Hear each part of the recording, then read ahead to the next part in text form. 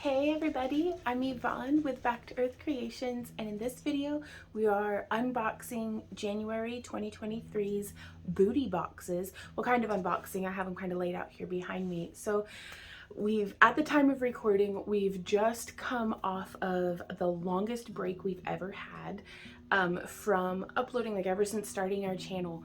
Well, anyways, but we took a really long break, like almost a full month just off, like no shop updates, no live streams, anything like that. But we are back with a newly organized and rearranged craft room, which I'm gonna try to like put cards boop, right here, so like you can go and see the rearrange. That's gonna be the short rearrange posted here to our crafting channel, but we also did like a 2-hour 20-minute documentary about hoarding over on my personal channel, the Vonster Vlog, where we do like homesteading, and basically anything that's not crafting goes over onto that channel because I cannot stop recording stuff.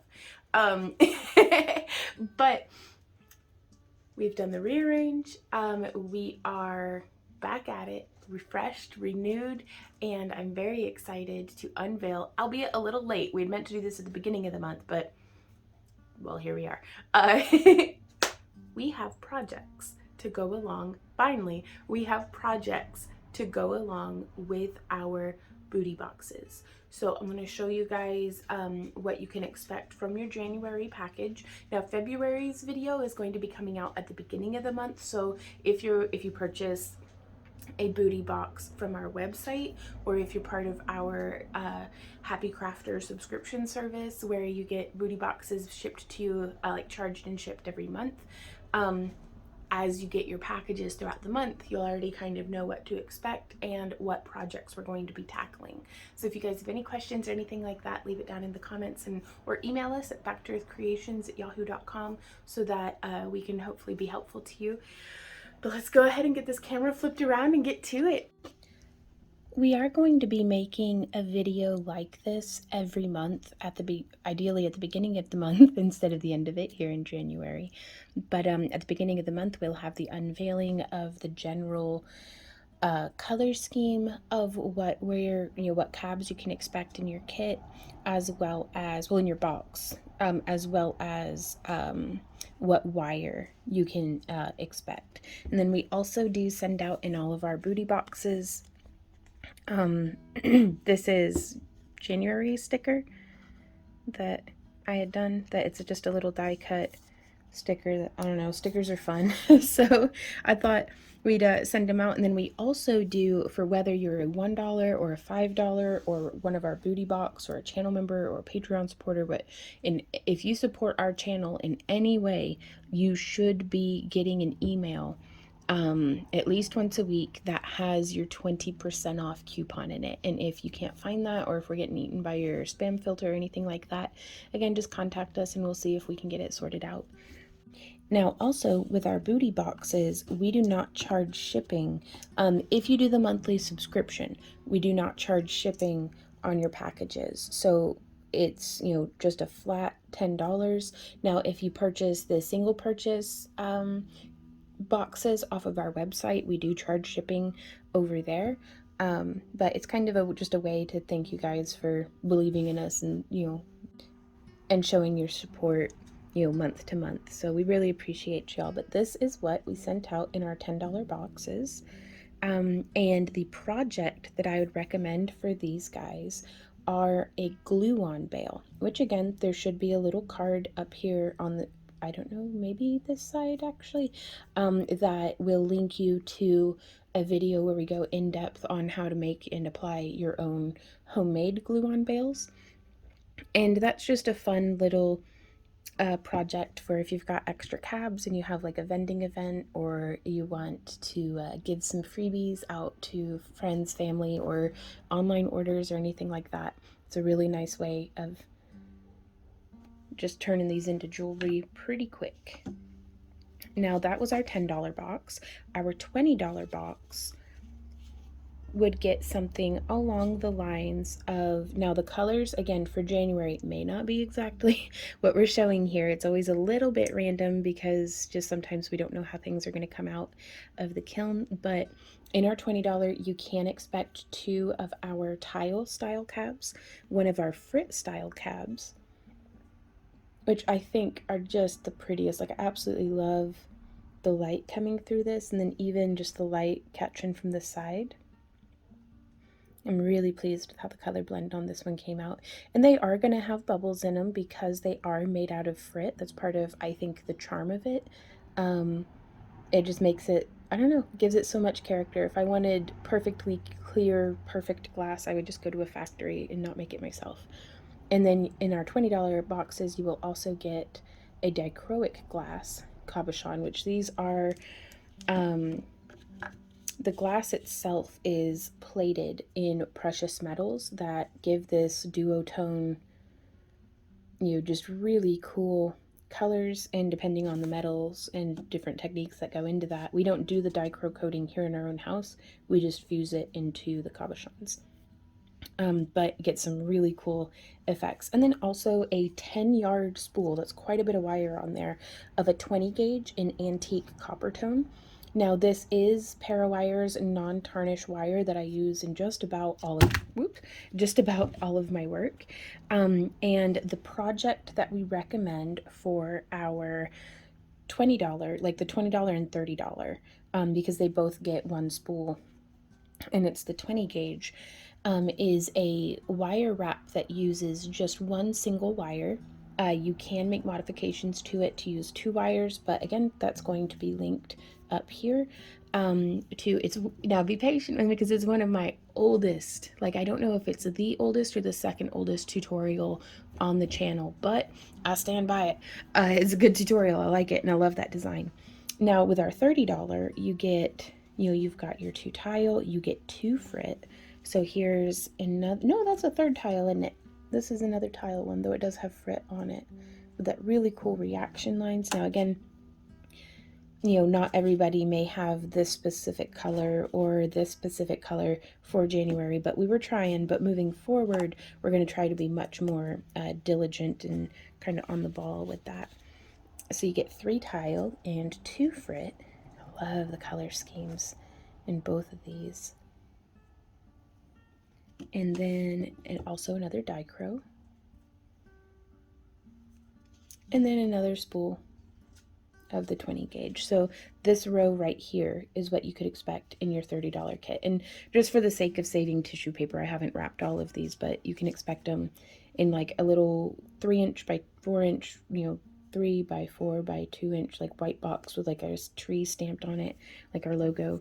And then here we have the project that we're going to be teaching today in this video is for the $40 and $50 kits. Now the $10 just cabs, the 20 and 30 I consider a little bit more of like a supplemental kit. If you already have some wire and you just want kind of a trickle in of new wire sizes and colors into your stash, 20 and 30 might be the kits for you, because like if you already have the 24 gauge or a 26 gauge or a 28 gauge, you can still follow along with us in this tutorial.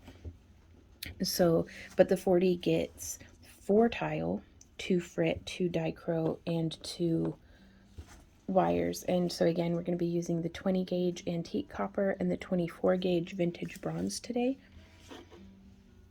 Hey y'all, real quick, I just wanted to say, whether you subscribe to our booty boxes or not, this tutorial can be done with a wide variety of different cabochon sizes and shapes. So whatever you have on hand, go ahead and grab that to wrap it. And then I'm going to be using 20 gauge and 24 gauge in this video, but you could use 18 or 16 gauge for the thicker wire, and instead of 24 gauge you could use a 26 or a 28 or even maybe a 30 gauge wire. So that being said, I'm going to unbox these for y'all.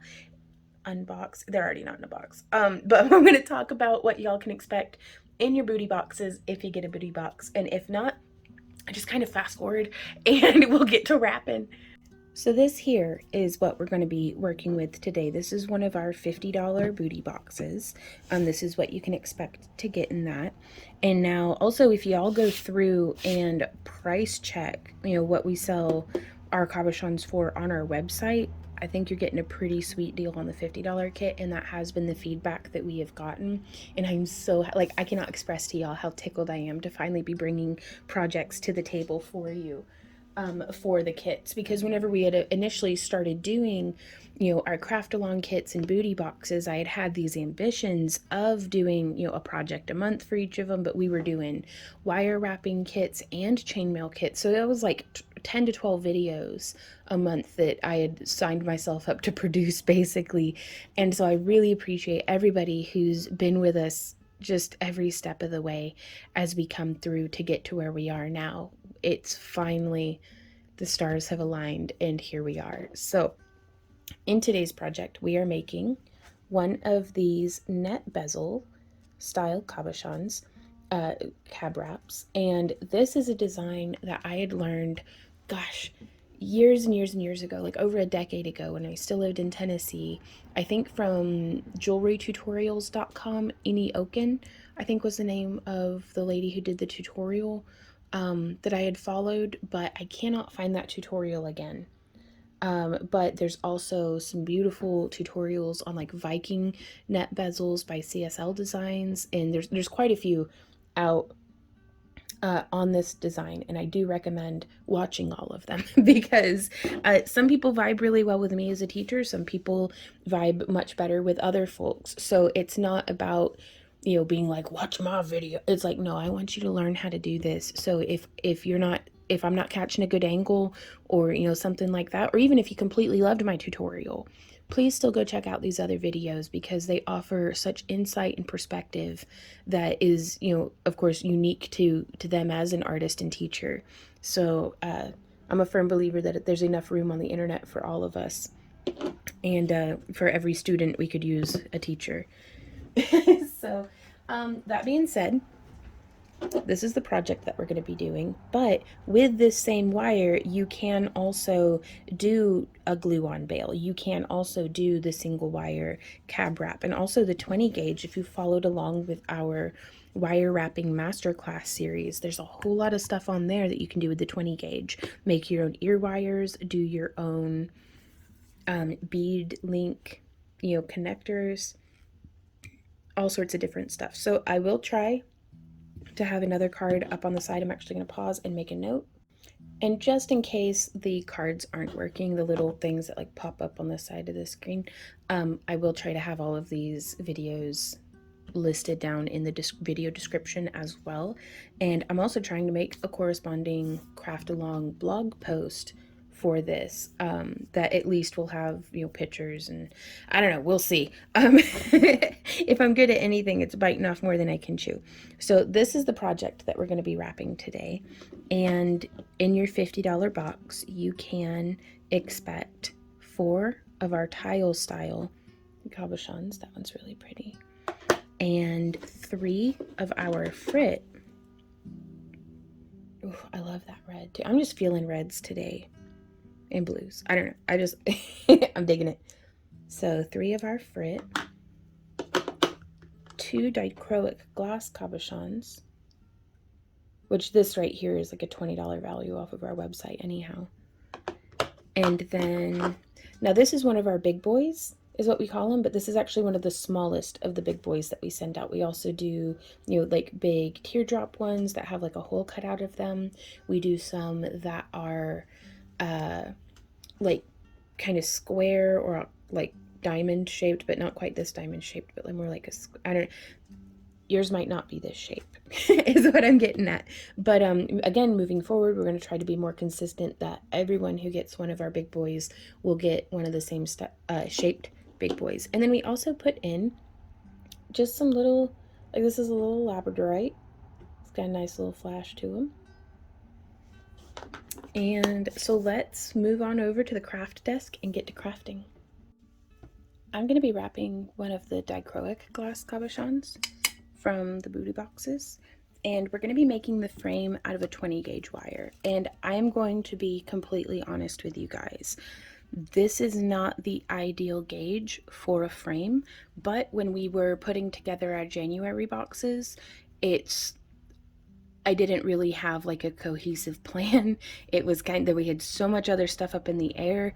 But I thought this would be a good opportunity to show you guys how to adapt when your materials are not necessarily the ideal gauge for the project. So if your wire's a little soft or a little thin for what you would normally do, because I normally wouldn't use the less than an 18 gauge for a bezel frame, like for the little frame wire, but I did want to demonstrate that the 20 gauge works pretty darn good. So that being said, I am going to pull off about 12 inches, and that is more than what we need for certain. But we're also going to do a little bonus project at the end showing how to utilize some of our scrap wire, because I have a little goal for myself this year that I've got my scrap box, and it's the end of January at the time of recording, and this is all the scrap wire that is in my scrap box from all the projects I've done so far this month. Ooh, and a fuzzy. Win. And so I want to see how little scrap wire I can generate this year, and so I'm doing all sorts of little, doodads and stuff out of my scrap just to see, how we can use it. Now you can work off the spool if you want. I'm using one of my large spools here just because these are for the kits. But we are going to come through, and if you don't want to work off the spool because that kind of gets muddied up for some folks, I'd recommend about 3 feet of wire because we're going to do the bail first. Now for tools today, you will want for some wire snips. I'm going to be using my bent nose pliers just because I pulled this, like, I don't know, ligament, tendon, I don't know. This part of my thumb goes ow when I use it too hard. So I'm going to be using a lot more of my pliers today. And it's getting better, but I like pulled it or strained it or something while we were doing the rearrange. So flat nose pliers, bent nose pliers, and wire snips are what I'm going to be using today. But also you could use a pill bottle, or you could use the, neck of a water bottle or a ring mandrel if you're into that. And we want to look at the size of our stone in relation to our mandrel, and so I actually think I'm going to use the thickest part of our ring mandrel. And I'm going to find the center-ish of our wire, and I'm going to bring this around. And now also, I do always recommend, they have them for like $8 on Amazon, and there will be stuff to, links to all this for if you want to get your shopping down in the video description as well. But having some nylon gel pliers can go a really long way in keeping your work a little tidier. So we can actually come in here and grab with our pliers and just run it along our wire. And do you see how crispy and smooth that is now compared to how that one's still just a little lumpy? In which case we can grab it and just run our pliers right along it. And now this will serve to work harden your wire, but with the 20 gauge, we actually really want that. So, and that's the only thing we needed the ring mandrel for. Now we can use it to reform the shape on there also. See, that's a little large. Let's go ahead and bring it down a little bit more. So for this stone, which is about 1 inch and 1/8, 1.25 inches maybe, in diameter, I'm coming down to like a size 11 on my ring mandrel. And that's not, I'm not saying that's how it is, I'm just giving you a frame of reference. Yeah, that's about how much space I want around our stone on the back. And we could go even a little smaller than that, but I think this will be okay. So now what I'm going to do is I'm going to come in, and we are going to take our pliers, our flat nose pliers, and I'm just positioning it like so. And I'm going to do a 90, a little sharper than a 90 degree, little cute angle. straight up though, and I'm putting my finger here on the inside of the ring to keep it from deforming as we shape this around. So we have our little bunny ears, boop boop, coming off.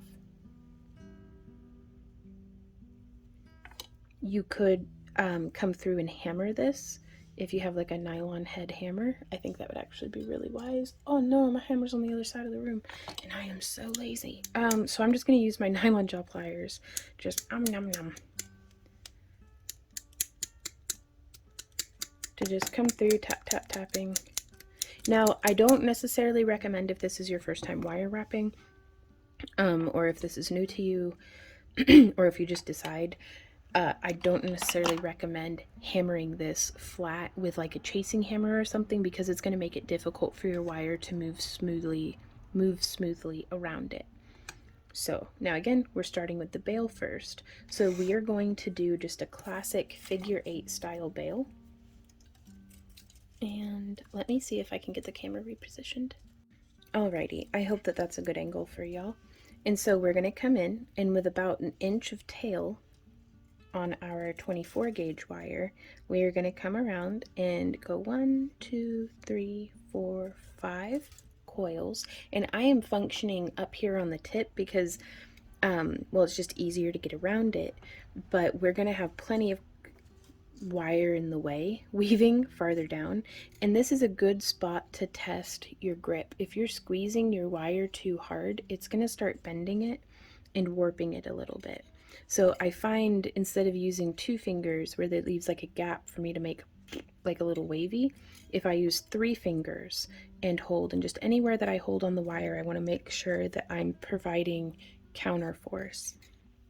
And just practice being as gentle-handed as possible, not just for the sake of your wire, because you can always use your nylon jaws and straighten it back out, but just for the sake of your hands. Unnecessary tension in your hands can really lock up your joints and your muscles and stuff. And so if you don't have to be hard on your hands, then you don't have to be. So I'm now coming around and just training down that little bit of tail wire.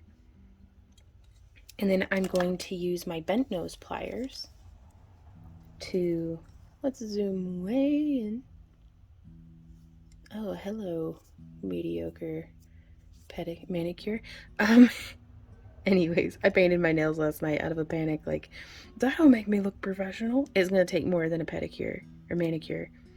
Hands, the feet of the wrist. It's gonna take more than a manicure to make me look professional, you guys. So we're just tucking that with our flat bent nose pliers. That way you can see that's the end of our wire. I just want to make sure that it's not pokey outy. And then we can actually plan ahead to have that be laying that loose end of wire. If we have it facing towards us, then whenever we put our stone on,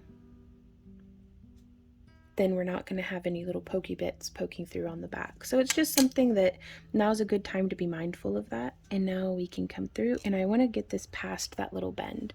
And sometimes that can be tricky. So I'm actually going to come on this side and just use my fingernail. Oh, one of the best pieces of advice we've been given recently is, if your fingernails aren't doing it for you, try using a guitar pick. To kind of kind of push things along. So that was really, I haven't tried it yet, but if any of y'all have tried that, let me know how it went for you.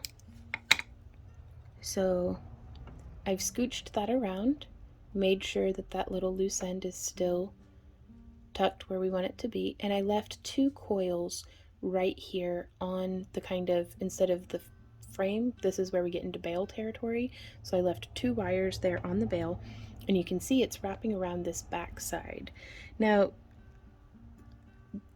I've done tutorials on this, other folks have done tutorials on this, but you're here watching this now, so I am going to just show you how, again.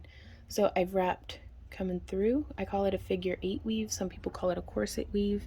But 2 on each side really helps things stabilize. So I've wrapped around. Like if I came this way, that's what I mean by just a single weave. There's nothing stabilizing that. Whereas if we come around again, also, let's check in and see how these hold up at the end of the video too, to see if the polish holds. But we're coming around, and this first one again, a little bit tricky. You want them sitting side by side like that. But we're gonna bring this through. And I actually like to turn so that I'm always functioning on this lower wire. So we were there, so I've just turned it, and we've got 2 coils around this bale wire now. And again, it's making that cross through like a figure 8. So we're going to bring that around.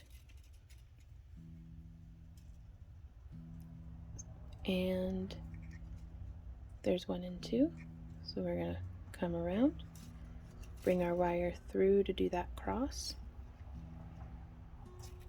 And you can just repeat this all the way down. So there's 1, 2. And then 1, 2. I'm going to go ahead and clip my wire because it's making noises. There we are. Normally I don't mind that, but if we're working off the spool. Now also, whenever I come across, if I try to work on the back side, this is where we run into, if your wire is bending, if your core wire is bending a lot on you, try using a thicker core wire, because that would be my troubleshoot. You know, it's easier to just go up to a thicker wire than it is to retrain the tension in your hands. So it depends on which battle you want to fight today, more or less.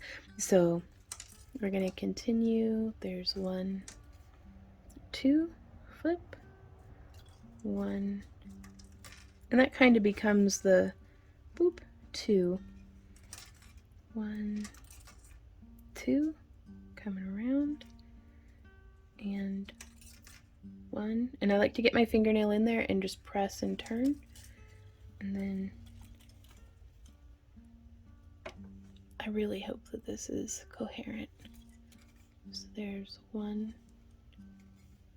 and 2, and then bring it around. I'm not going to flip it just because it confuses me to teach it that way.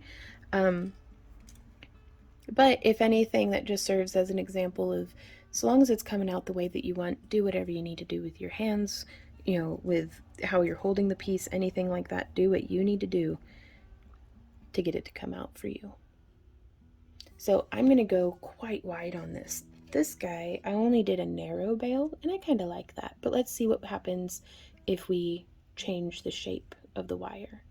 So I'm going to try to come out to about here on this core wire, or on our bale.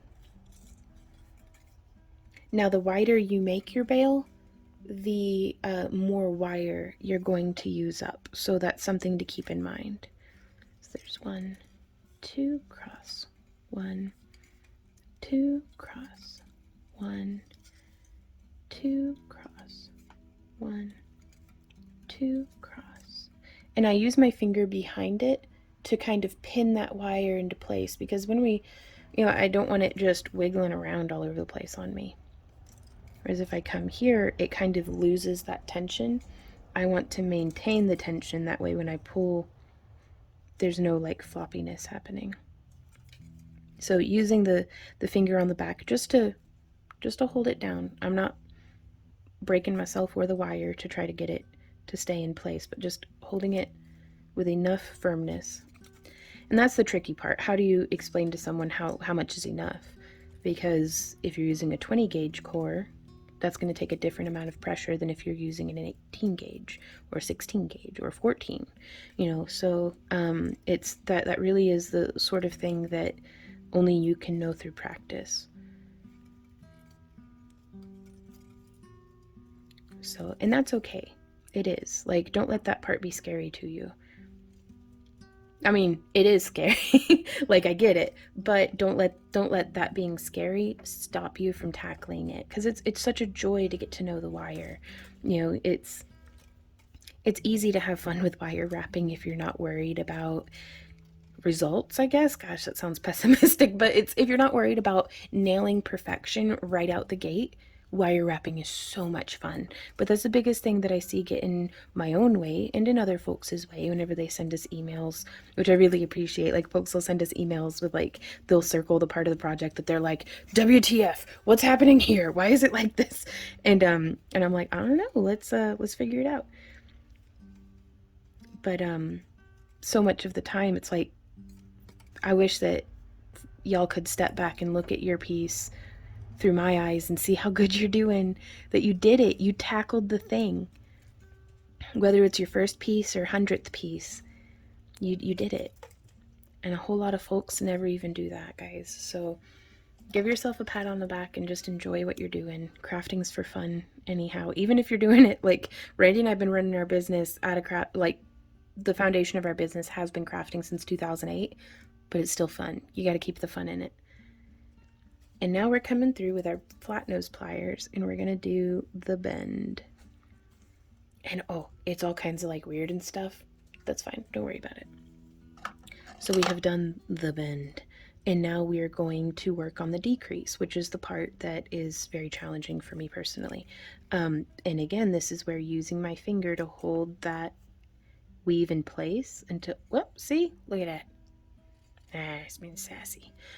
And now it's all weird. Oh no, it's fine.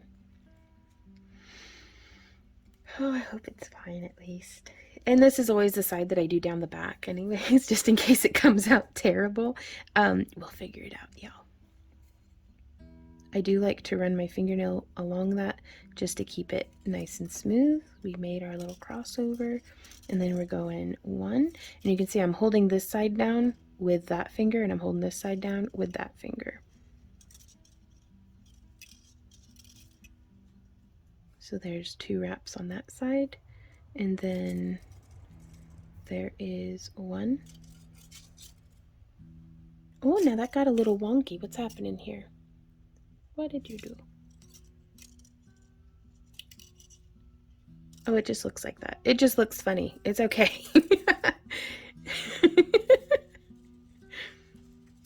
Things you can say to jewelry that you can't really say to anyone else. Like, I can't walk up to my dog and be like, what's wrong with you? What's wrong with your face? Oh, you just look funny. Okay.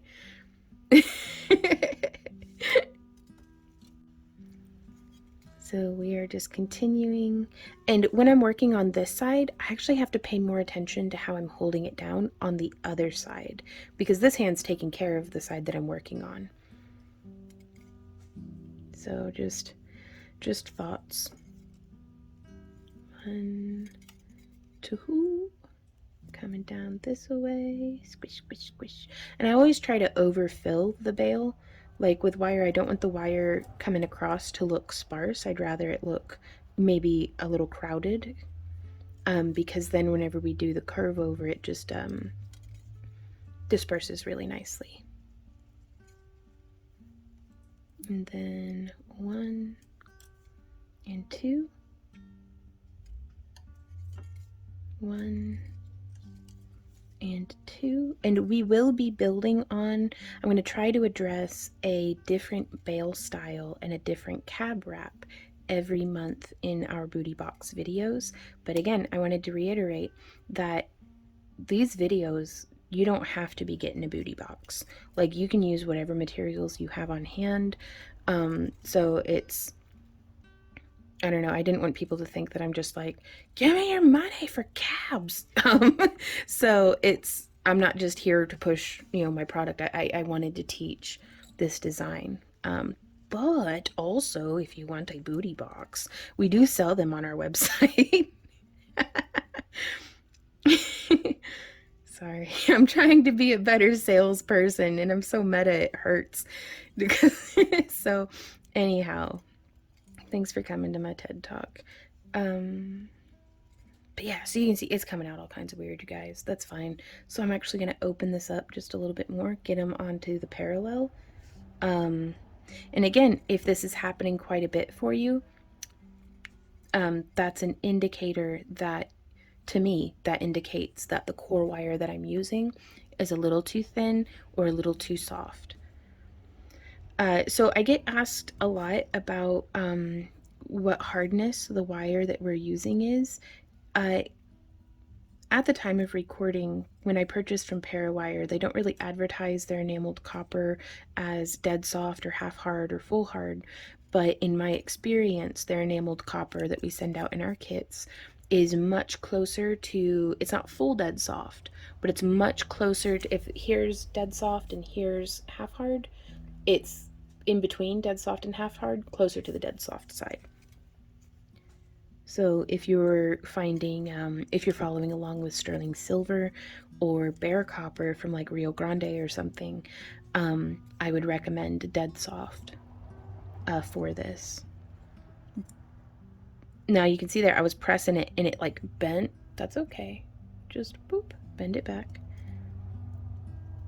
And then we're just coming down. There's 1, 2, 1, 2. This kind of looks like a turnip. I don't know, I like it. The turnip bale.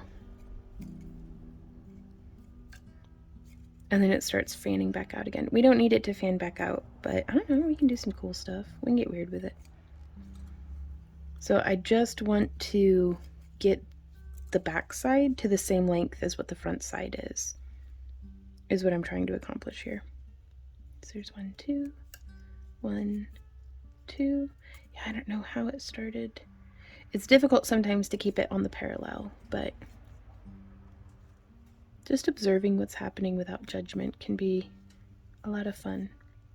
Now I am leaving a little bit of space here on purpose because I kind of want the space in between these wires to be able to fit this in between them. And I also want to finish my coiling on this side because on the bale here, you can see we have the coils here.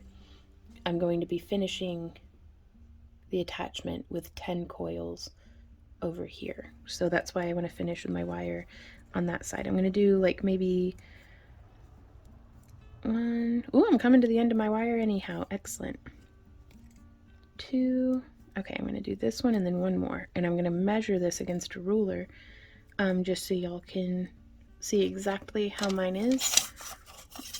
Not saying it has to be this way, but that way you can just know, because based off of what I'm doing, you might want to do a shorter bale or a longer bale depending on what effect you're looking for. So from where this diverges from the back of the frame, it looks like we are at 32 millimeters for the length of our bale. And now I'm going to use the fanciest of wire wrapping tools, a pen, to shape our bale around, again making sure that our coiling wire is on the side that I want it to be on. And I'm just going to come through here, and with the pen as our mandrel, you could use a knitting needle, you could use whatever you like. I'm going to bend these tail wires around and just bring them through. And so now as we bend this, there we go. It's just coming around. This is the goofiest bale I've ever made, you guys, and I think I love it. Oh my gosh. So pulling these wires just a bit like that. I'm actually going to open this one up so that we can sew some stitches. I've removed the mandrel. And there's 1. Just pushing that wire through, pulling through the rest of the way. 2, 3, 4, 5, 6, 7, 8. Yeah, we're gonna do 8 because I had done 10 I think initially and then left 2 on there, but no, I'm gonna do 2 more. I'm just eyeballing it to try to make sure that they're protruding on the same side.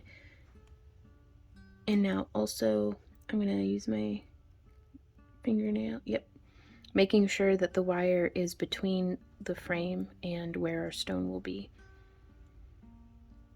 So bending that around so that it's going to terminate on the side that I want it to be on so that it can be sandwiched. I'm just going to snip. That's some nice scrap wire. We'll be using that in a little bit. And then I'm going to come in and smush down that end. Now I'm going to put the mandrel back into our bale and just shape our 20 gauge around. And this is an instance where it's really nice to use your pliers to just hold on, because that's so small to try to pull it with just our tender meat hands. Yeah, much more effective sometimes to just grab your pliers and pull through.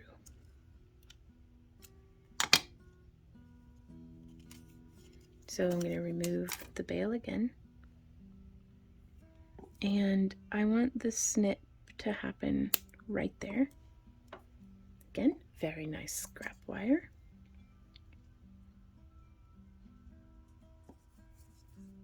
And snip. Setting those wires off to the side, and now we can come in and boop. Now also, with the exact same materials that came in this January's booty boxes, you could make a wire tree. This could be a perfect little frame for doing a wire tree on. Our bale came out very, very round, whereas the bale on this one, you can see, is much narrower at the base. So what we can try to do here is panic. No, don't panic. We've got this. I don't know where my mandrels are. Ever since the rearrange, I can't find anything. Eep. Nope, still can't find them. Okay, so what we can do is, let's use our round nose pliers, and I'm just going to come in and I'm going to squeeze, using these to keep the tip of the bale open. I'm just squeezing with my fingers, and then we can alternate sides. There we go. And now also, if you want to get really funky with it, you can come through and use, just like that, you can kind of train a little bit of a dip. If you like a little bit more of a curvy shape. Not necessary, but I just wanted to show you that that is an option. And so now from here, with that narrower, it's not going to protrude out so far, and it's going to lay a little flatter against the body when you're wearing it. So I'm going to go get my hands warm, and then we are going to tackle the net bezel portion of this. Okay, so I have about a yard, so 3 feet of our 24 gauge wire, and I'm going to come through and, looking at the back side, that is such a silly bale, but again, I kind of love it. I'm going to wrap and make some coils. Whoop, out of frame. So I'm holding on to the longer length of wire, and I'm using the shorter end to just lock down that wire, and then I'm going to smooch it all together, and then holding it, give it a little bit of a tug just to keep things nice and tight. And again, I want to try my best to position this tail of our wire towards where it will be sandwiched. And if you're having difficulty with that, that's okay. Like,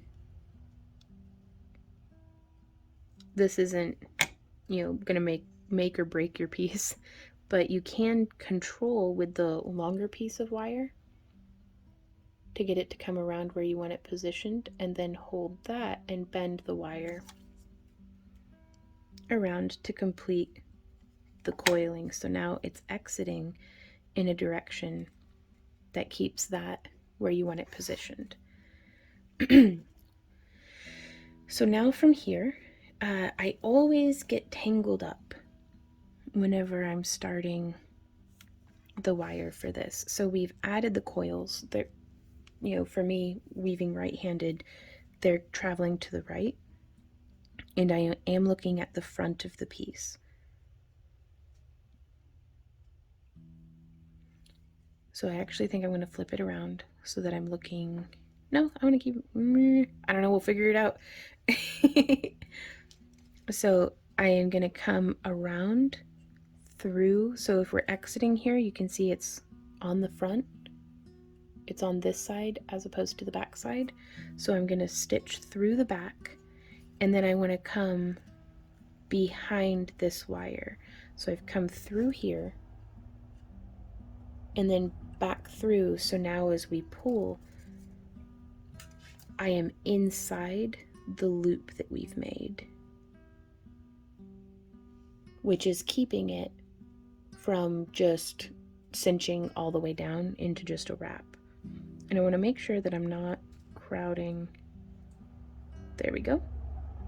That is our first little loop.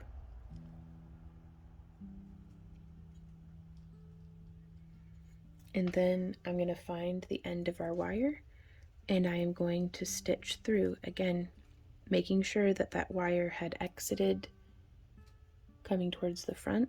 So I'm going to loop around the back through and then get underneath that wire. And then I like to hold this one, and using where this wire's exiting pressed against my thumb, using that section of my thumb as the gauge for where I want that wire to get stopped. And I just pull. And then we're going to come around. Now I'm going to zoom quite far out because I want you guys to be able to see how I'm interacting with our long wire here. I'm going to be careful that it doesn't get any kinks or anything in it, so I'm trying to give it a whole lot of space. I'm working almost off of my work surface here, and we're going to pull that in like that. And your stitches don't have to be perfect, you guys.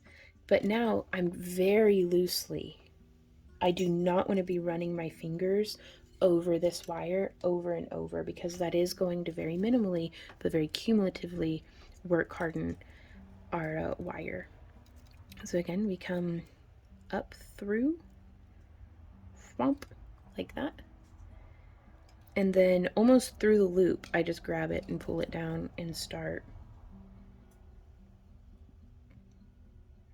And we're just going to pull that. Now what I love about this is we're focusing the majority of what we're working on right here. So we're work hardening this much of the wire, but that leaves the rest of our wire hopefully nice and soft. So again, finding that end, bringing it through and grabbing it so that it's traveling behind right here. I really, really hope that that makes sense.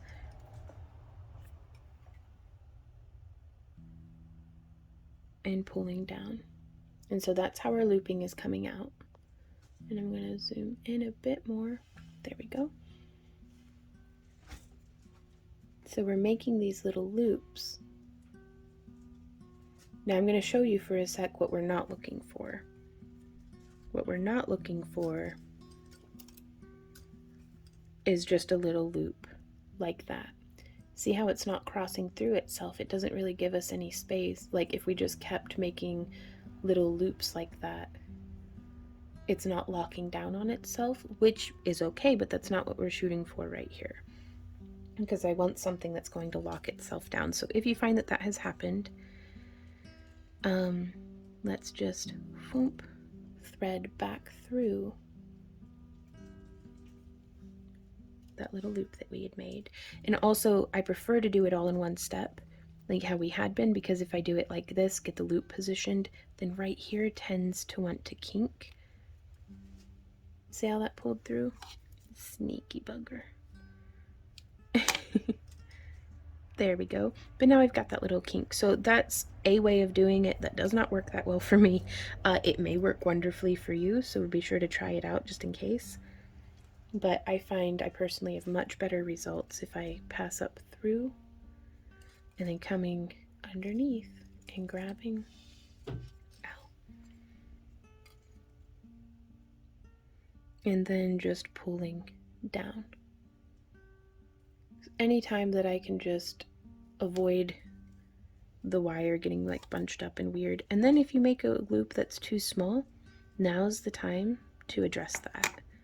You don't have to undo the stitch, but you can use, you know, the tip of your round nose or bent nose pliers. Just, you could use a knitting needle, actually would be wonderful for this, because you could even just take like a pencil, I guess, but because it has that tapered tip, you can get in there and you can actually shape, because you could mark with a marker or with some tape or something, and get each of these lobes up to the same size. So if you're a stickler for consistency, which clearly I am not, but it is kind of fun sometimes to get it to be like nice and not chaos. But yeah, just a knitting needle. Boink.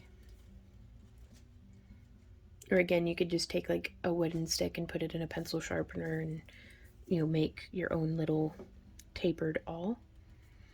And so now I realize I'm out of frame, but I'm going to zoom out just a bit more. Like, I love being in like tight for you guys, like on the zoom ins, but I wander out of frame way too much.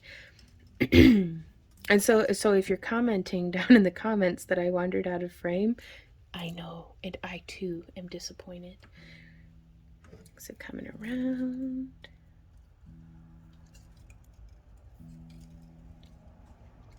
And we're just gonna continue this stitching.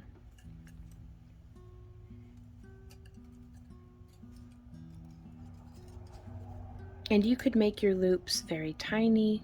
I like making them, I would consider this about medium. You could make them larger than this, but I do like to give myself room to reduce for as we come around to the front of our cabochon that we're setting.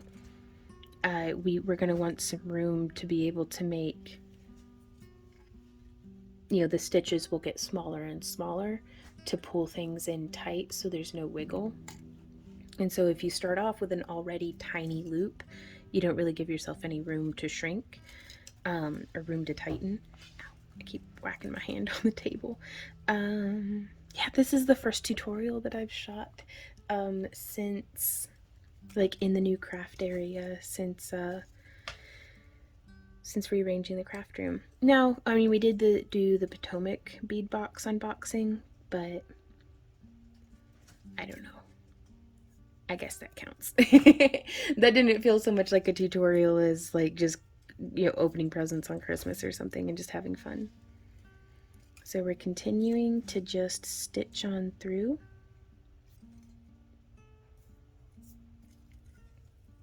And I am doing this real time with you guys to give you a very realistic expectation of how much time a project takes. Because, I don't know, sometimes I'll watch these, like, you know, craft videos and stuff. And I'm like, oh my god, that looks so much fun. They didn't tell me it took 8 hours. Like, so, you know, sometimes I'm not prepared to do an 8-hour craft binge. Like, I was supposed to bathe that day. And instead I'm up to my ears shopping for translucent cernet. And anyways. So now that we've come around to the bail, and again, we can kind of stretch that down just a little bit. I'm just going ahead and weaving over the coils that we had made. That'll be all right. So I'm making sure to keep this wire in front of the bail, and we're coming through and then coming through. And this one, I'm just nestling right there next to the bail.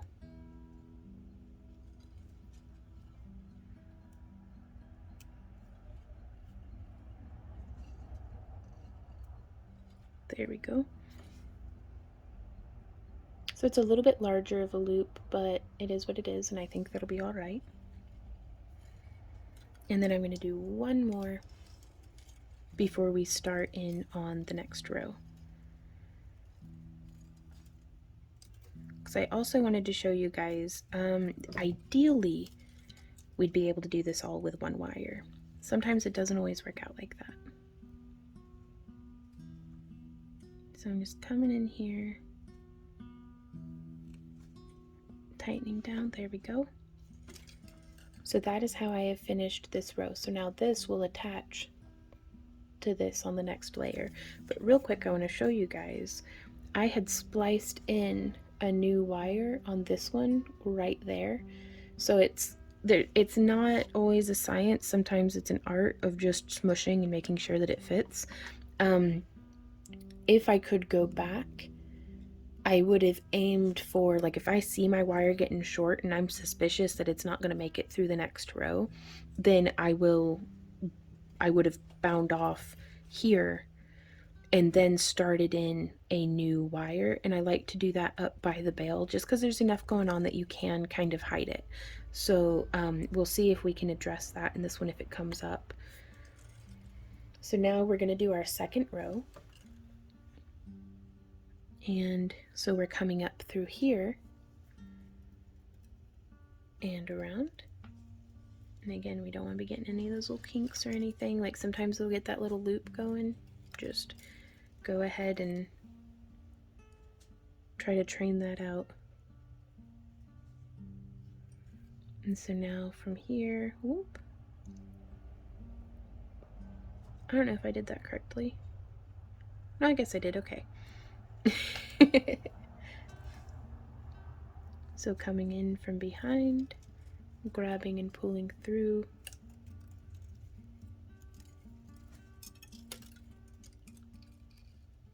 And I like to pull back, and then whenever I get to about the size that I want, then I like to pull forward. You know, add a frame where you can't see what I'm doing. Eek. It's okay, we'll do it again. So coming through the front, grabbing and pulling behind. Just pulling it down. And again, I'm pulling in this direction until I get the loop to the size I want, and then I lock it in that way. Excuse me. Coming through behind. Or coming, I don't know. Words get hard. So I'm going to try to get through this layer on this wire, and then we will splice in a new one. Coming in from behind to the front, grabbing, pulling. Again, just making sure that we're getting that stitch where it makes that solid little loop. So, and again, always keeping so that the front of the project is facing me. Because if you drop your piece and get like turned around, that can make things a little complicated. Not impossible, just complicated. Okay. Sorry, I'm tired of wandering out of frame. There we go. Now I really need to be making these loops larger because this is a fairly decent sized stone and I'm going to need to be able to get all the way around on this. So I am making these too small. So what we can do is we can come in and start opening these up. Just using our knitting needle just to add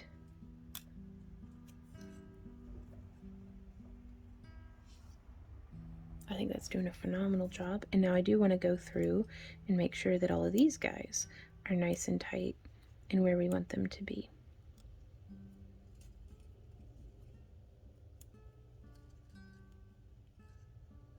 And then that one's kind of just a crapshoot, so we'll just ignore that one, that's fine. So now I'm going to come through from behind to the front. Beep boop, let's go, there we go. Again, pulling this way, and then whoop. That's a much more the size that I'm looking for as far as the loops go.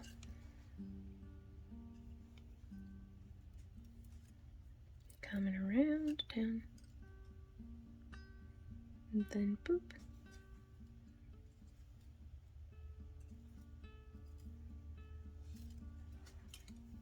It's such a nice, like, it's like 50 degrees today, so it's still a little chilly, but we don't have the heater on for the sake of recording because that thing is so loud. But just hearing the house breathe. We've got plastic over the windows because we're like super fancy. But our house was built in like 1905. 905. No. No, at 1905. So the windows are the original windows. So it is like mega super drafty. And so we always put plastic over the windows. Basically year round, just to make it a little bit more economical for heating and cooling. And there I am again getting carried away with the little loops. It'll be fine. Figure it out. But I don't know, I like hearing the house breathe. It's almost like whenever we go camping and the tarps flap, or either the tent sighs, or like just a sail in the wind. It's nice. And then the cars going by, if they're not too loud. I don't know, it's kind of, I'm just zenning out today, guys. Thank you for being here. Chilling, crafting. Hey, baby girl.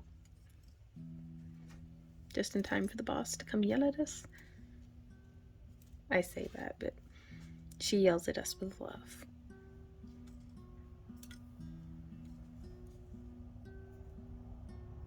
Feeding through. And again, you can kind of see, perhaps, how this wire keeps wanting to figure eight itself, and I really want it to just stay a big loop, and it does not. Nothing in this wire wants to stay just a big loop. Did I do that? No, I need to pull that through. Okay. So just be patient with yourself, be patient with the project. Bringing it around.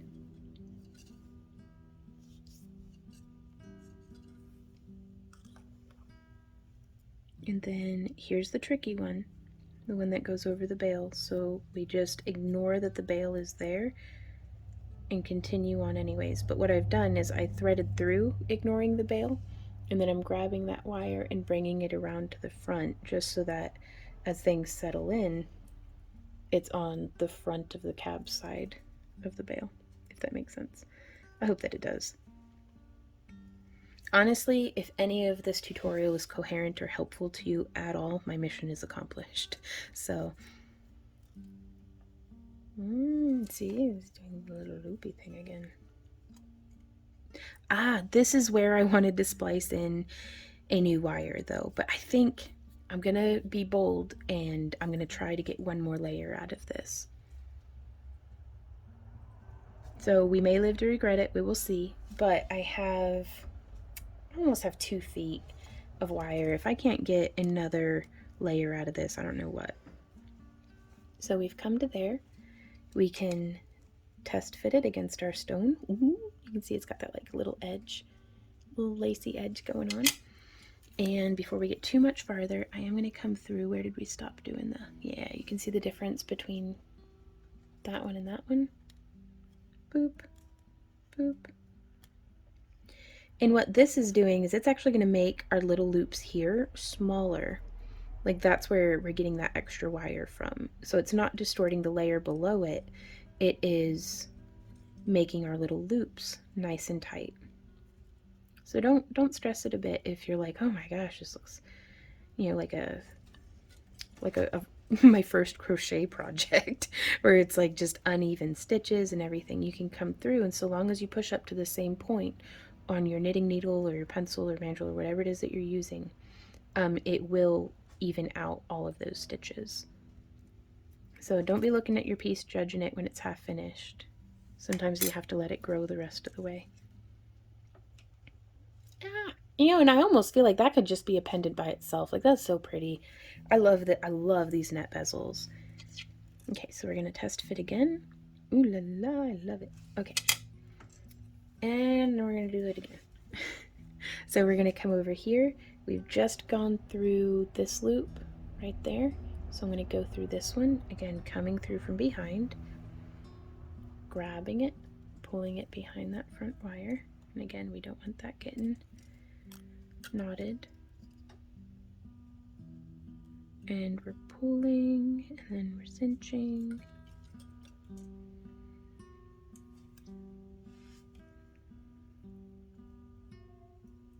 And then come through, bringing it behind. Because it is kind of making a knot, almost, like how that wire's crossing through. And again, I don't want to make it too small. So just catching.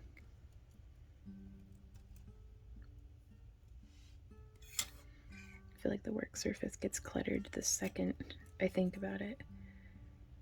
Like, I think about crafting and it's like, poof, a mess. That's alright though.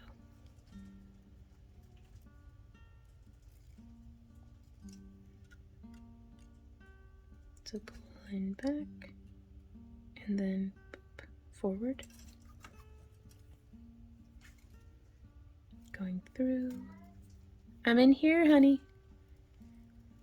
I hope she doesn't have a mouse.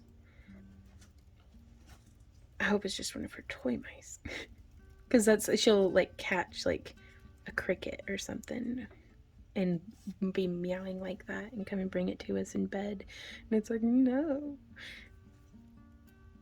I mean, she's a good hunter and everything, but still.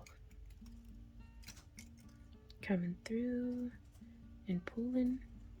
Like, you can see that one is wild. Look at how lumpy and weird that is. But I'm just going to get in here and boop, boop, boop, boop. Perfectly salvageable. Like, we got this, y'all. You just got to keep on going. Just keep wrapping, just keep wrapping, wrapping, wrapping.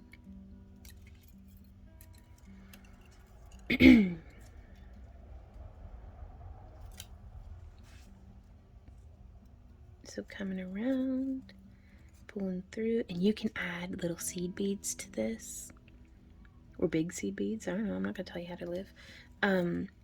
You could add coiled wire onto this, possibly, like French wire or French bouillon. I don't know. It's not French bouillon. It's like where it looks just like a little coiled bit that you'd put your beading wire through. But that would make a really cute little scalloped edge. In fact, we may have to tackle that one day in a project.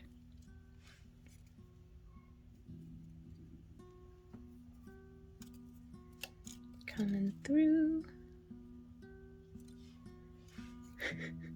She's meowing upstairs. I don't know if y'all can hear her, but I have banished Randy and the doggos to the living room so that, like, because the dogs will wrestle and like they lick their armpits, and that is so loud. That, and it's mostly, I'll tolerate a whole lot, but it's when they start barking at the neighbors and stuff, it gets really, really loud. So when it's tutorial time, they go upstairs and just hang out. It sounds like Ember's on the wrong side of the door.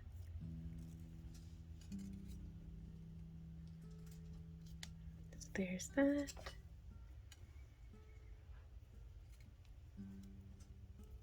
Quite a bit of work goes into these projects, but that's okay. And then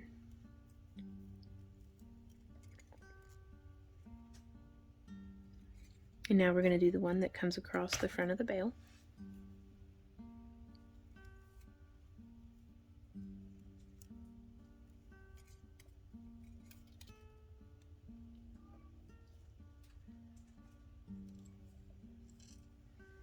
And then coming to here.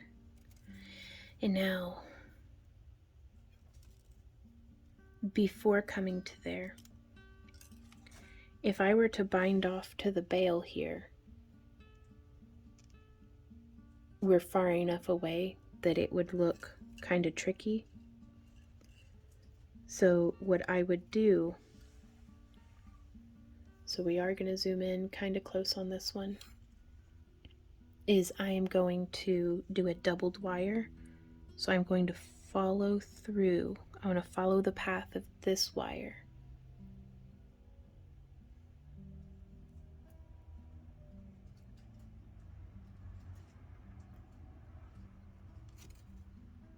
So I've just done one.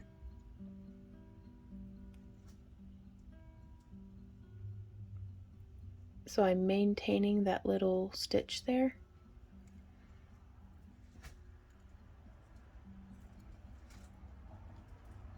And then I'm actually going to snip because we'll be able to use this wire. It's very, very stiff, but I'm snipping right there. And then we are going to sew this around, and I'm using my thumb to kind of brace that. But I want to sew this around the other 24 gauge wire. So if you see how we've bent that around, and then we're going to grab it and we're going to pull it. We're going to try to stay in frame. But I am just wrapping that around. So that's once. Let's see if we can't get a second wrap out of it.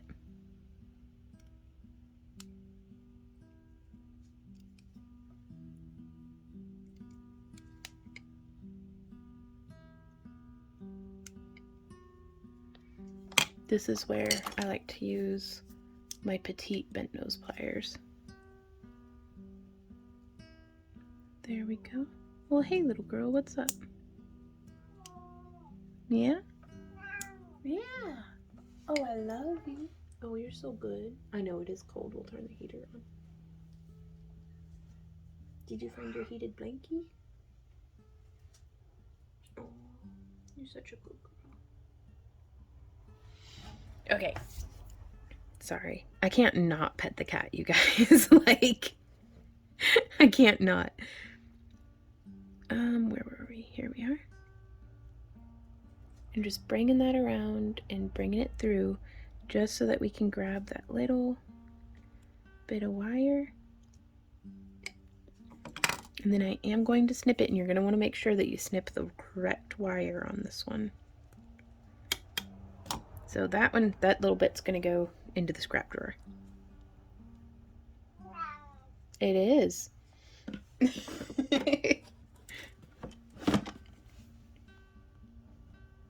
And we had to get a visit from the boss.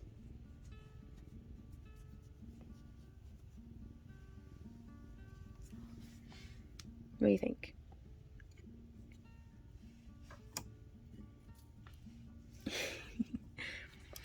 Oh god, it's covered in cat hair now. Cat hair is always free. If y'all ever buy anything off of our website or get a booty box and there's like an unreasonable amount of dog hair in it or cat hair, congratulations, you won our dog hair giveaway. So I'm just coming in and tucking in that bit to make sure that it's not going to be snagging anything. And so now we've just kind of doubled that line, but we followed the pattern, hopefully. So now I am going to do another, just 14 inches. And that's too much, really. That's more than what I need. But we're going to be doing a scrap wire project too. So that'll be just fine. So now from here, we are going to want to, how are we going to connect this, like splice this new wire in? Because we're going to be wanting to grab onto this one here. So I am going to follow, or try to follow this line. So I've passed that through.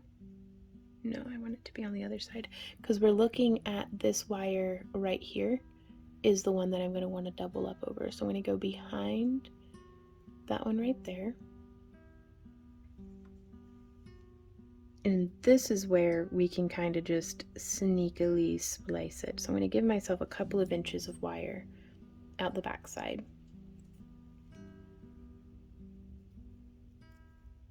And keeping that one positioned just right next to the wire. We want it to be like this one where it's like a double. But I am going to,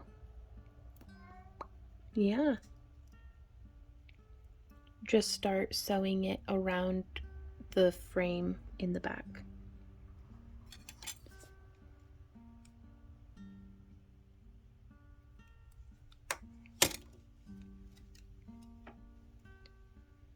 So now that we have that, there's one. Oop. Get that little bit of cat hair out of the way. I'm going to zoom back out for you guys. Okay. So again, trying to make sure that this is actually properly positioned because it kind of slid around on me.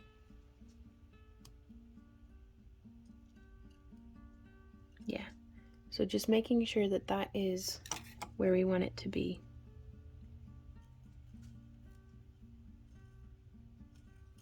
And then just, we could do a real lazy whip stitch, or we could be very, very meticulous and make sure that the wire nuzzles in between our other wires, which is what I'm going to try to do. Daddy's upstairs, baby.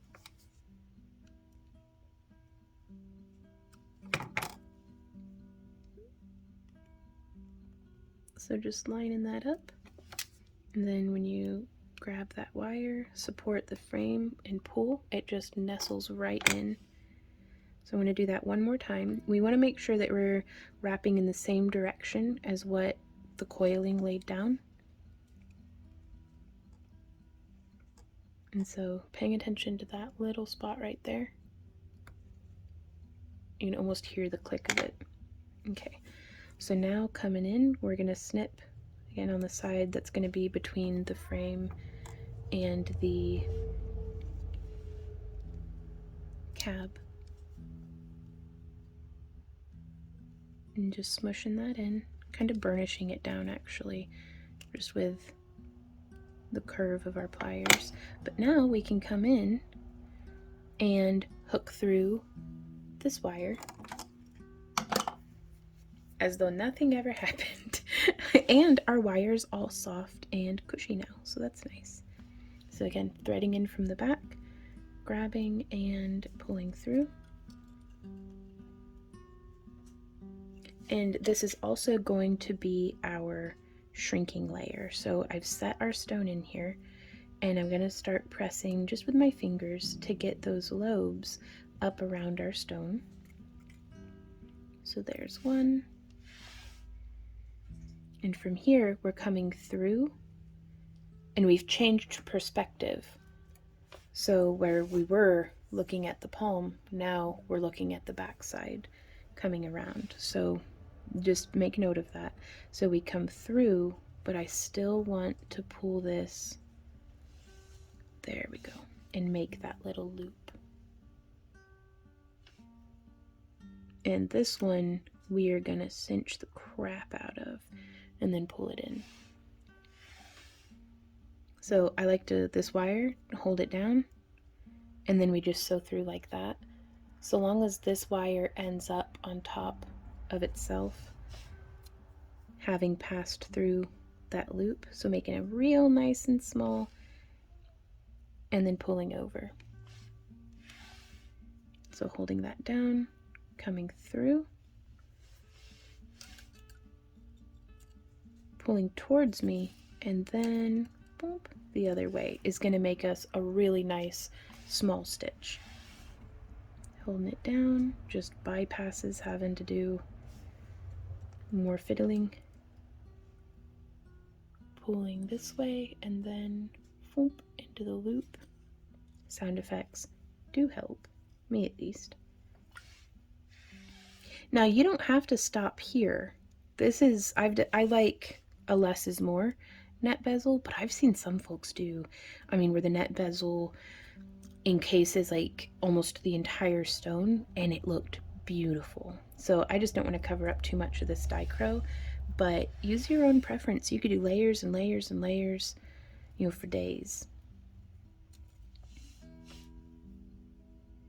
I think this design really lends itself to nautical or mermaid themed projects, but that's just what it reminds me of. It's a very organic pattern. Like, I think it lends itself really well to organic stuff, because sometimes, especially if you're whether you're shooting for it or not, if it comes out all inconsistent and a little wonky, I just call it organic and, you know, just love it for what it is.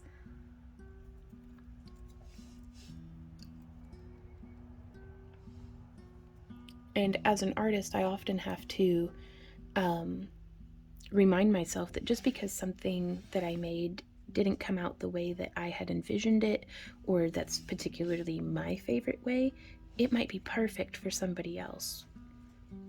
You know, so it's easy to love your work if you're not worried about whether or not it deserves your love. Like, I mean, that probably sounds like extreme or something, but it's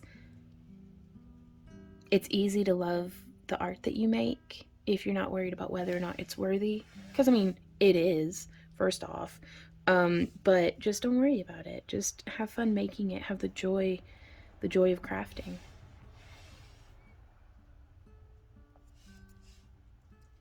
So coming around, and I use my thumb to guide, and then cinch.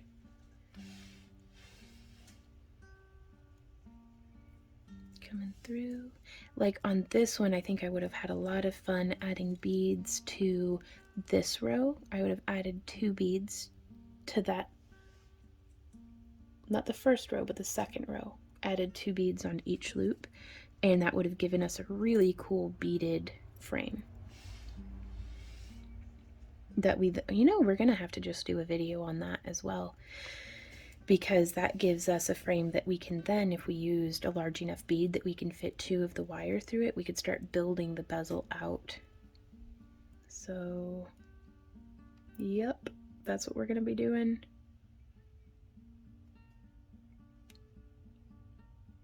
Actually, I have to pause and make a note. Okay, so I did write that down. We will probably link this video in that one as well. So if you're here watching from that other video, hey guys! Now that's like some super 40 chess there, because I haven't even shot the next tutorial yet, but I'm really excited about the idea of adding in different beads and stuff there on the edges. So I'm just really excited. Like, rearranging the craft room was 100% the reset that I needed to kind of get just some mental, like, creative blockages out of the way and different things like that. So I am going to grab, and I want to be careful on this one, because I am going to grab, if we do this wire, there's a chance that we could pull out our stitching there. So I'm going to go ahead and do that, even though I'm worried, just to see what happens. That way, if it doesn't work, well, now you know, because we may have been able to just skip it altogether. So I'm going to very, very gently tug and then go the other way. And y'all, I think it worked. So now I'm going to come through, again, holding that wire down, and I'm going to grab up this stitch. That is the one that we had like when we added in the new wire. Kind of pushed that. Oops, didn't mean to, but that's okay. It took off a chip of the plastic, but the wire's fine. That's pretty cool. So just hooking through, there we go, that one, and then pulling, that's the wire that we had. Sorry, the heater had come on if that was quite loud. I hope y'all could still hear me.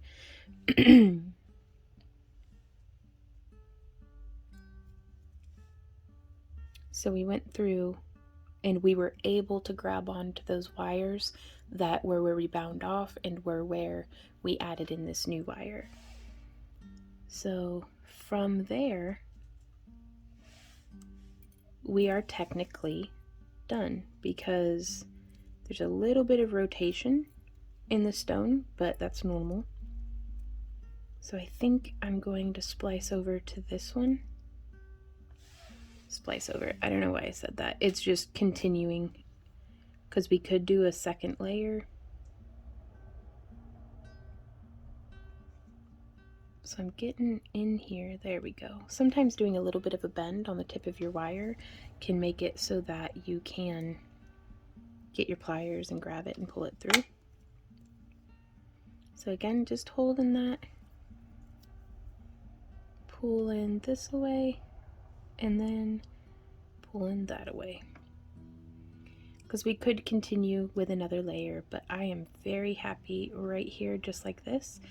So what I'm going to do is follow this curve down.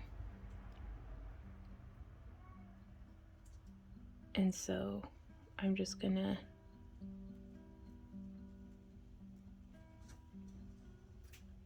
try to get my wire, curved it the other way now. And so I want to pass through both of these. So it looks like I'm just gonna have to do it one at a time. That's okay. So shaping this so that we're not gonna make a little kink or a little knot in the wire. And you can see how that layers.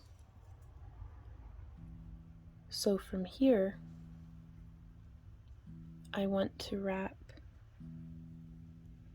the 24 gauge around itself. So I'm going to bead through, whoops, sorry, I didn't mean to wander out of frame. I'm feeding through right there.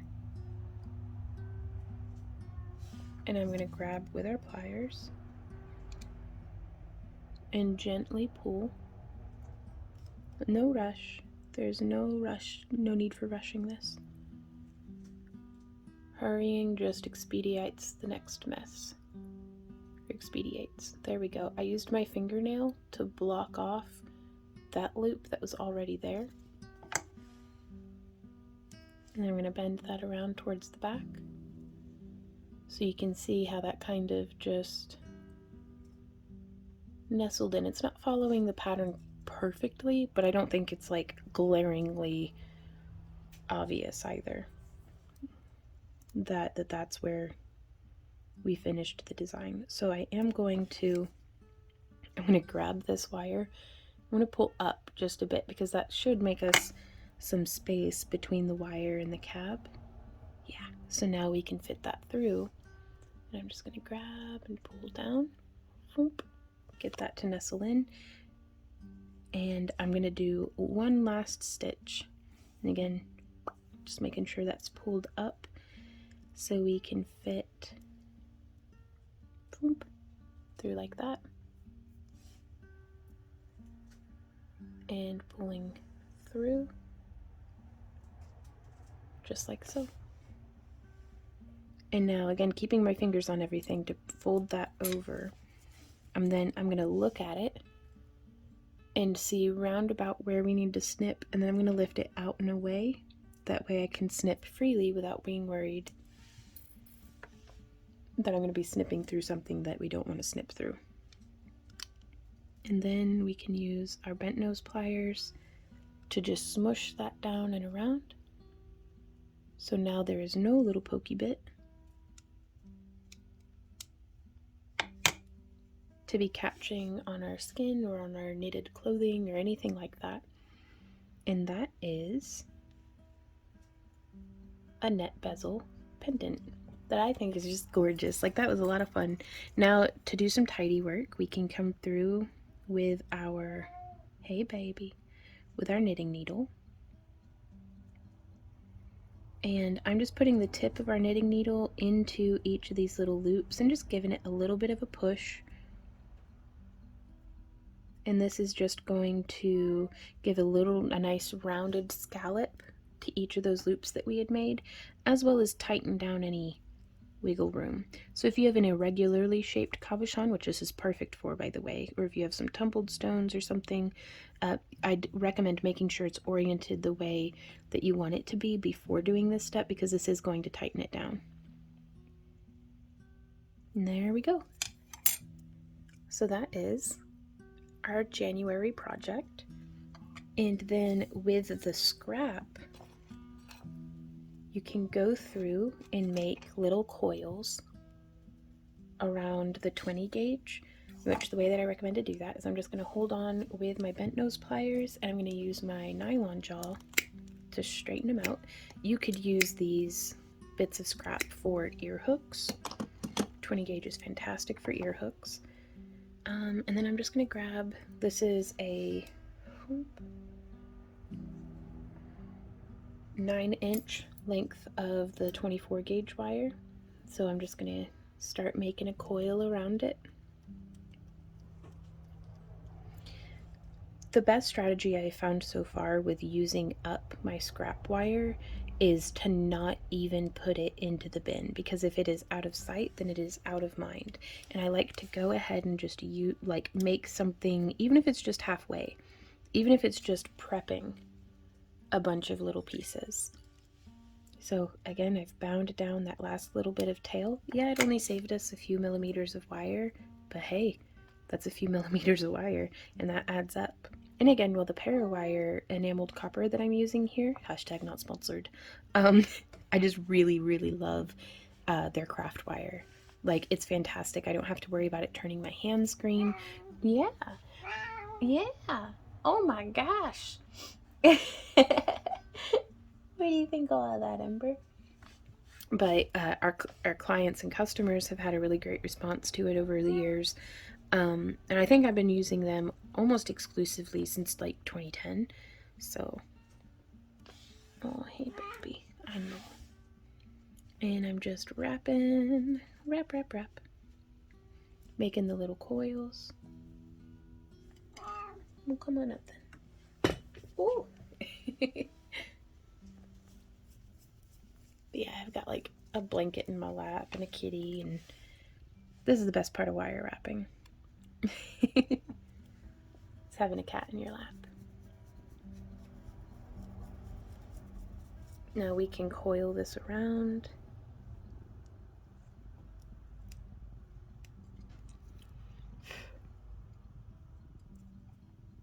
And when we get down to that last little bit, we can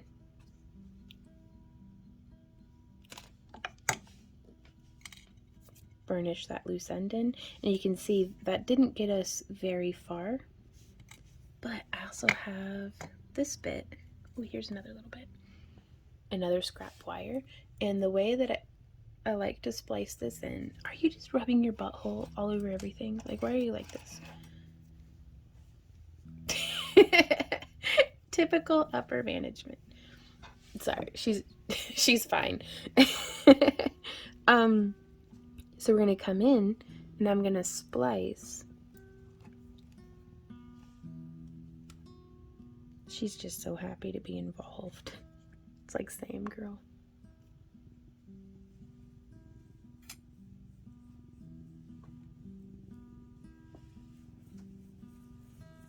Sorry, again, I can't not love on the cat, you guys. She has graced me with her presence. I must oblige her. Okay. So again, making sure that I'm doing the coiling in the same direction.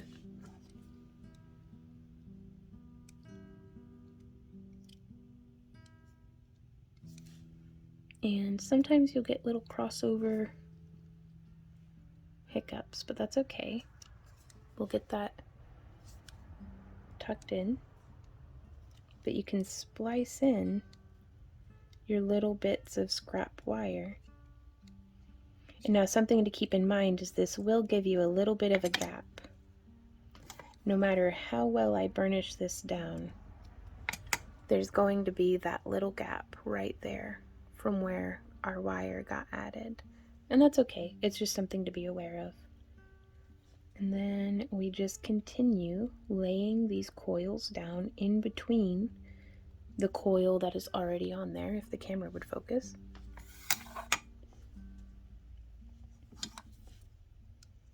And then I like to hold on to the core wire with my pliers and just pull it down a bit.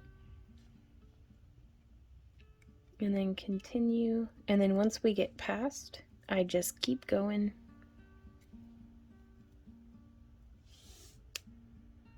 And so you can see that's the enter mark and that's the exit.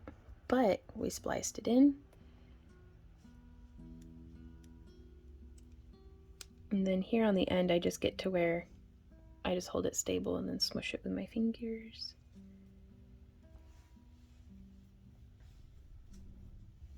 And then we're gonna smush that loose end down with our pliers again and compare it to, yeah, that's close enough. And we could even do this one just a little longer, because we have options here. Whenever you're adding in, like when you're splicing in coiled wire, you could take like this little guy here and we can just coil it and then butt the ends up together.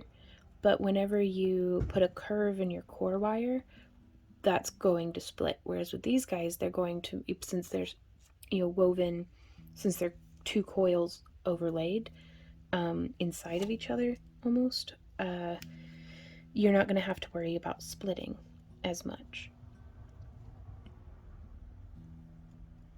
So again, just coiling this down and smushing. So yeah, even that tiny bit, like 2 inches of scrap wire, got us that little bit of coil. So again, we could take it and we can even line them up so that their little butted ends are all smushed together. So that is an option of how we could do it, but I'm going to show you if we make a spiral, like a little loop. Well, it didn't do it. Well, maybe it's fine. Maybe you don't have to worry about your coils splitting away from each other. But in the past, I've had it split, so that's something to keep in mind. So, made me a liar. That's okay, though. So now from here, we have all of these, and then we can do this section. So again, just holding on to it nice and firm. Look at how quick and easy that cleared up. All those little, now this is nice and firm, nice and work hardened, but that's okay. So now through the magic of editing, I'm going to get this piece coiled together as well. Now also, while coiling this, I was noticing, trying to get a death grip on it, you can just hold it gently with your nylon jaw, and that is so much easier on my fingers. And then I like to scooch. If I get more than a centimeter away with the 20 gauge core wire, it starts to bend around on me because I get too much leverage and it makes it wiggly. But we can hold on to the core wire, scooch it down just a bit, grab it right about there, and just keep coiling. Oh, I should have measured this bit of scrap to see how much I had started with.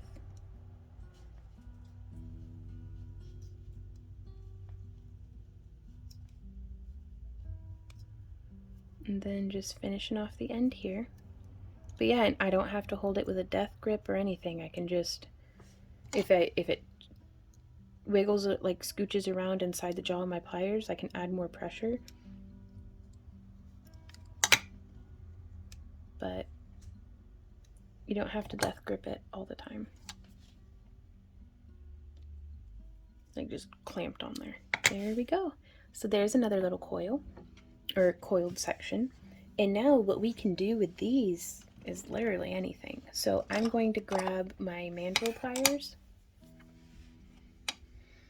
and I'm going to use the smallest loop, and I'm going to scooch this coil just a little bit because I do want this loop. I want to make like an earring out of this. So there's that loop, and I'm going to do that. Oh gosh, I've got more of these than I thought I did. We're not going to make an earring. We are going to make a chain. So now, in opposite directions, I'm using the smallest loop on my mandrel pliers. I'm going to go like that. And I'm going to do that on as many little bits of scrap as I have prepped up like this.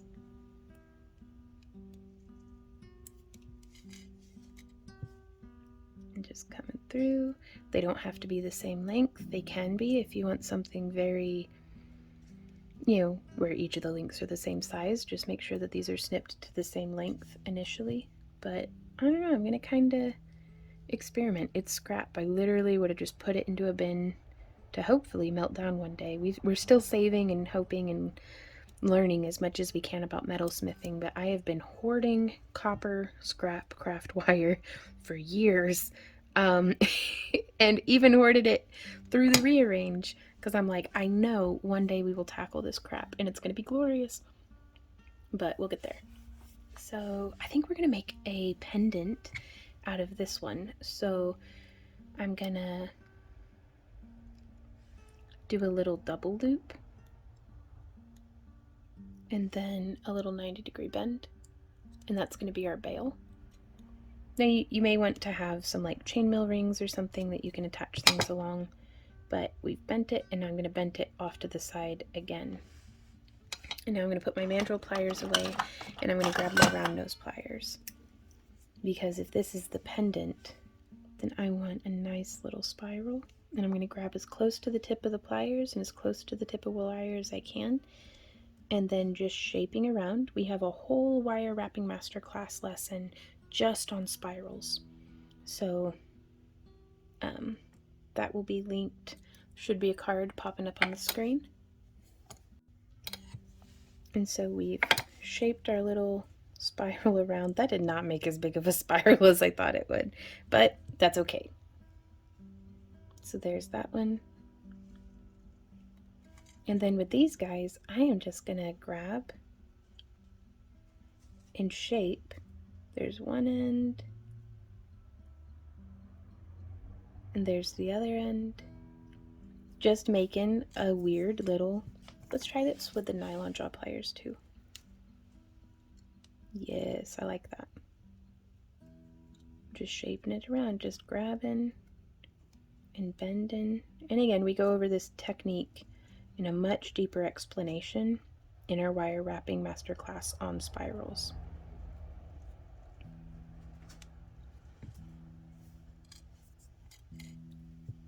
So you could make them look like little S's, you could do all sorts of stuff, and you could use, you know, if you have the booty box or if you have your own wire at home.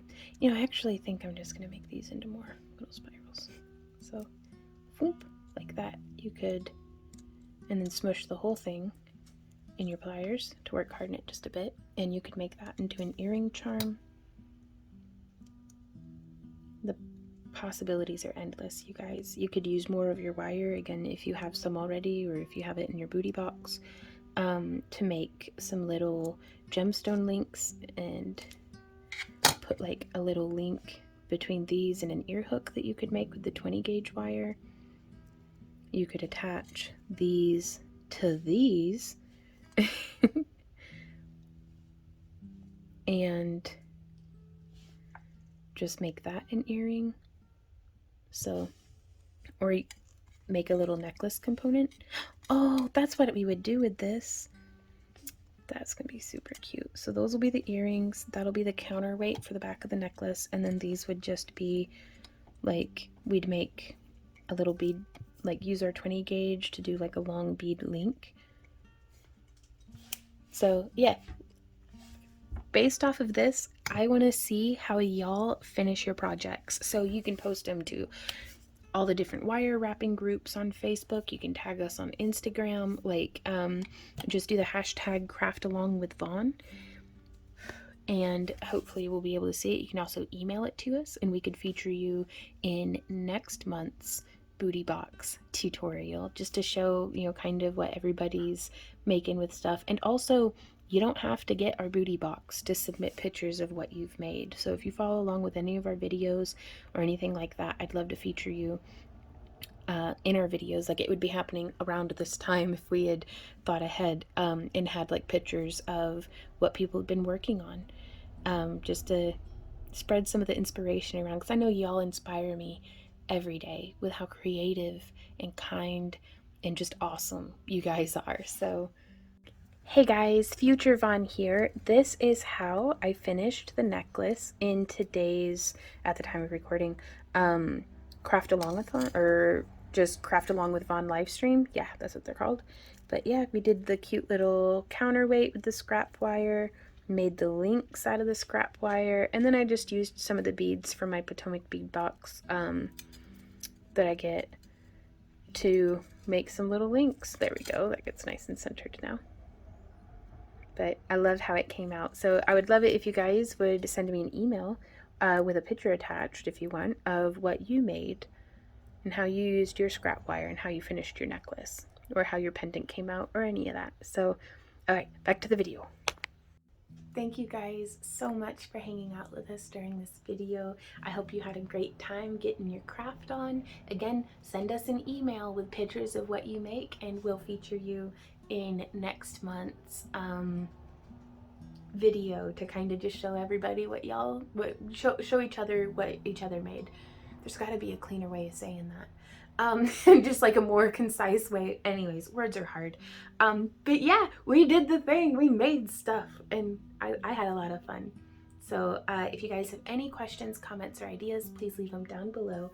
Well, hey baby girl, what's up? Yeah. You wanna show, you wanna come say hey to everybody? She's like, no, I don't. This is Ember. She's my little baby. She's my grumpy old woman, and I love her. But if y'all have any questions, comments, or ideas, please leave them down below. Thank you so much just for being here and for all of your support. If you are a Booty Box subscriber or a Happy Crafter Club member, we do have the YouTube channel membership and Patreon and our Booty Box subscription on our website. And yeah, so links for all that stuff are down in the video description. If it's confusing at all, I'm confused also. But I'm so excited to be moving forward into doing projects along with our Booty Boxes. So thank you guys again for being here, and I'll see y'all next time. So until then, happy crafting. Mwah. Bye. Do you want to say bye? No, she doesn't want to say bye. Bye.